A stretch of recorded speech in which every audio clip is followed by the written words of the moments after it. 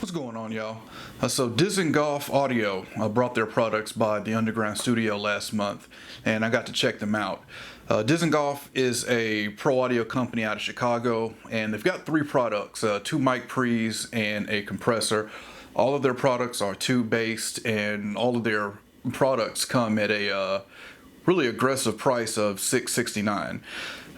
So their three products are the D4, which is a British style mic pre, the DA2, which is a mic pre based off of an old RCA mic pre back from the 50s, I believe, and the D864, which is a Vari-mu style compressor. So we got to use all of their products on a female vocal, and I'll play some sound clips in a minute. Just want to go and give you my first impressions real quick. First, we used the D4 into the compressor. With the D4, it has a really nice colored tone. Also, the stepped gain. I noticed that one of the first things I noticed in changing through the gain is that there's no clicks or pops when you step through it, which is really good because some pre's with step gain I've used in the past, if I change the gain during recording, you'll get a click or a pop.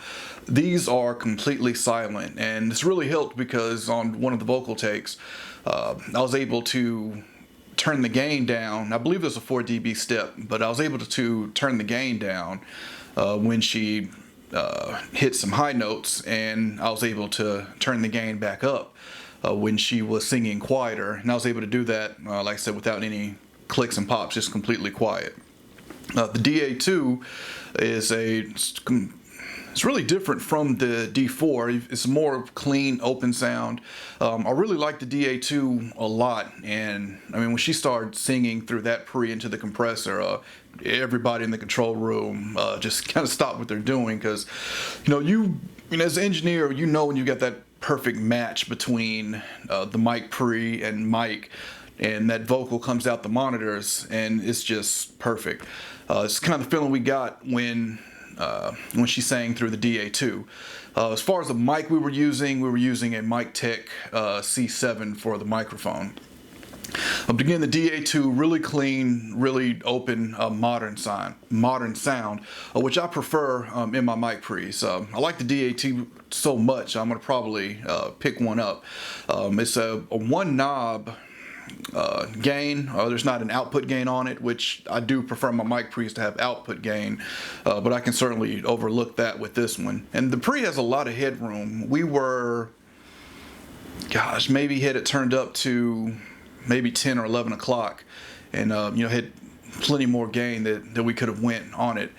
Let's talk about the compressor, the D864. Like I said, it's a Vari-mu style compressor. I have never seen a Vari-mu compressor that came in at $669 in price. Never even really paid attention to Vari-mu style compressors because they're always so expensive. This one's got your standard attack, release, threshold, ratio. One odd thing I realized about the compressor is that it didn't have a makeup gain, or it doesn't have a makeup gain. But it has two features that you won't find on typical compressors, and that's the glow and the growl. With the D4 into the compressor, we didn't use the growl or the glow, but with the DA2, we did use them. And the growl is a geranium style parallel compressor that gets added into the circuit. I immediately noted a difference when I kicked that in. It also adds some harmonic distortion, I believe, as well when you kick that in. But when I engaged that, the vocal just immediately smoothed out more than I was already getting with just the typical compression I had set, which was just a medium attack, medium release, and I think at maybe a 2 or 3 to 1 ratio. The glow, it know exactly what it does, but it does something with the output transformer. It's almost like an EQ. It gives it a 1 to 2K bump.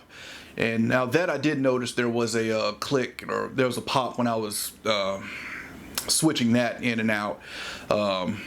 Just an observation, but with the glow and the growl both engaged, the vocal came out really nice. And so let's go and listen to some sound clips, of the Dizengoff audio. We're going to listen to the first clip will be the D4 into the D864, and the second clip will be the D82 into the D864. Okay, so let's get into some sound examples. So again, the top one is the D4 into the D864, and the bottom is the D82 into the D864 with the glow and growl. And both of these were recorded with a mic tick C7. All right, so here is the D4 into the D864. Uh-oh, uh-oh, yeah. I earned my good guy.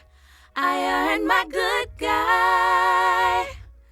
I waited so long for this moment to be here, and I deserve my good guy. So that you can hear the dynamics are really smooth in there. You can hear there's there's some parts that without a compressor would be very dynamic and loud. I'll play it one more time. You can also kind of notice the low mid presence there is what I noticed that you get with this pre. In my opinion, the D4 is more of a vintage style pre, and the DA2 is more of a modern pre. But one more time, here's the D4. Uh-oh, uh-oh, yeah. I earned my good guy. I earned my good guy. I waited so long for this moment to be here, and I deserve my good guy. So again, really pay attention to how the dynamics are really controlled in that. Let's take a listen to the DA2. And this one has, I said, a more clean and open tone to me. And also with the glow and growl engaged. Again, the dynamics are really controlled in this. I think it's only one spot I can really hear the compressor working. But again, the D864 being a Vari-mu style compressor, it's not really grabby like some compressors, and it keeps everything really smooth. So here's the DA2. Come on, take a ride with me. Welcome to my world. It's not much, but love is free. Life can be hard to explain. I'm hopeful things will change. 'Cause I'm loving you, loving me. This is my love therapy. So with the DA2, you notice there's a lot more high end, and that's what's helping it sound more open. I'm hearing a lot more high end come through, and for the whole track, just this mic and mic pre-combination worked really well. Let's listen to the DA2 one more time. It's like that second phrase or second note there, you can kind of hear the compressor kicking in there, but for the most part, the rest of it through, you can hear that the dynamics are really controlled. Come on, take a ride with me. Welcome to my world. It's not much, but love is free. Life can be hard to explain. I'm hopeful things will change. 'Cause I'm loving you, loving me. This is my love therapy. So, for those wondering, this artist's name is Candy Soul. Her EP is releasing soon. You'll be able to get it on iTunes and Amazon and Google Play and all of that.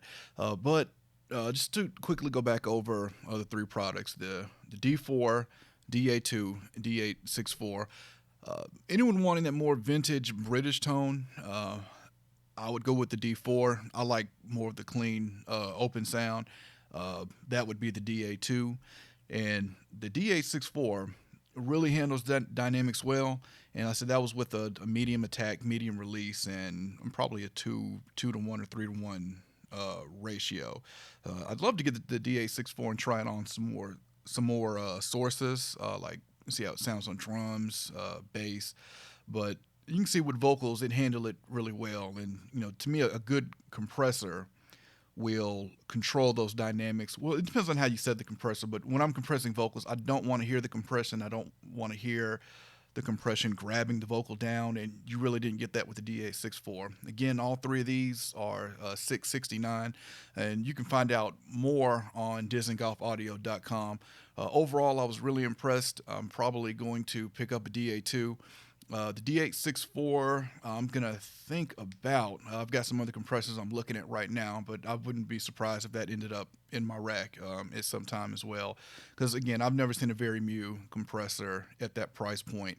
And the glow and growl switches are a really nice added on feature. It makes it more than just a compressor. All right, I'll catch y'all next time.